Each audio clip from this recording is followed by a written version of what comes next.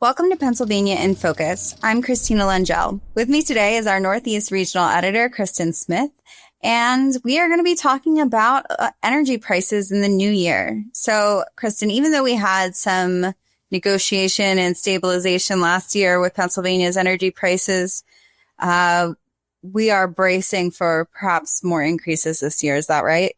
Yes, it is. I'm sure much to everybody's joy. It's a sad Christmas present to get, but for those who live in the PJM territory, which covers 67 million people, it's a fair amount. That's, Pennsylvania, the mid-Atlantic states, you have Washington, D.C., it goes all the way out to Illinois and Tennessee, parts of Tennessee and Kentucky and Michigan. So this is a wide swath of the country that's included in this. And the reason that prices are going to go up, despite policies to keep that under control, it's a very simple reason. It's because of AI.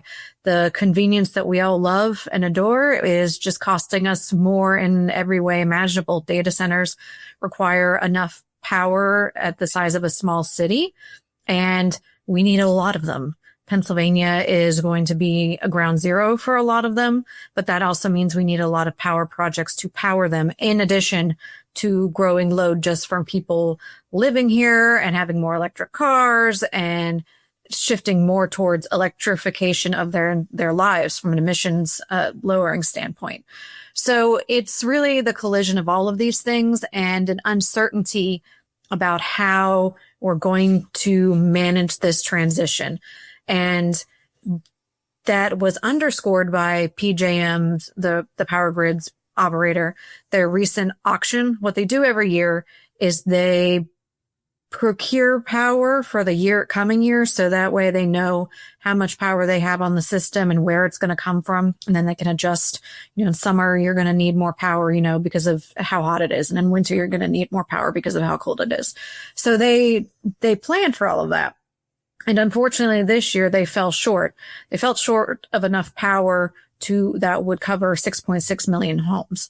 Now, that doesn't mean that we're going to have blackouts or 6.6 million people aren't going to have power next year. But what it shows is that we are in a deficit, right? And we haven't figured out a way to close that as of now. Within that, Pennsylvania is a major power producer, right? Yes. In fact, over 80% of the projects that are coming online in the next few years in order to handle all of this growth and load are in Pennsylvania. The reason that that's challenging in Pennsylvania and across the region in general is because each state has different climate action policies and a different mix of resources from which to generate power, and Pennsylvania has the most.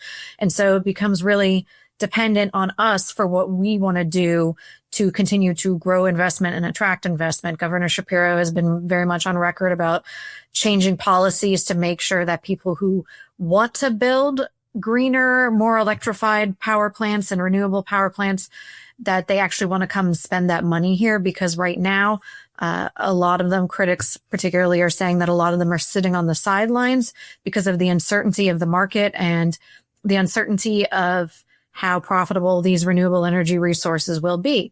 And so, although we are short for our power needs next year, and there's a big fear or a likely concern that it's going to be worse in the following year, there is hope.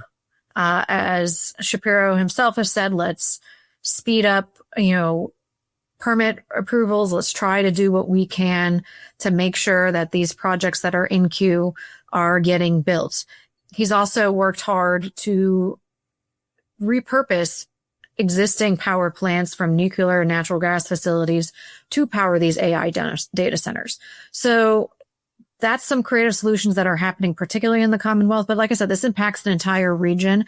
And certainly it's not the only region that is going to be dealing with AI demand and the impact on power. And that's going to look different throughout the country. You've got other power grids where they have a lot more solar power or wind power. And so how does that help them balance their electricity needs? You have other regions where something that they call demand response, which is essentially the consumer side of electricity usage.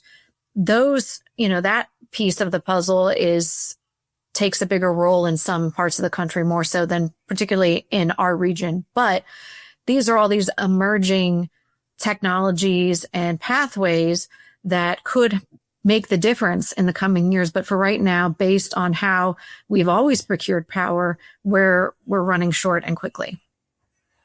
Well, we will certainly be keeping an eye on this as we move into the next year and continue to follow both PJM and the new power plant developments across the state. Maybe even some small modular reactors coming soon. We'll see. For all this and more, follow us at thecentersquare.com/Pennsylvania. Thanks.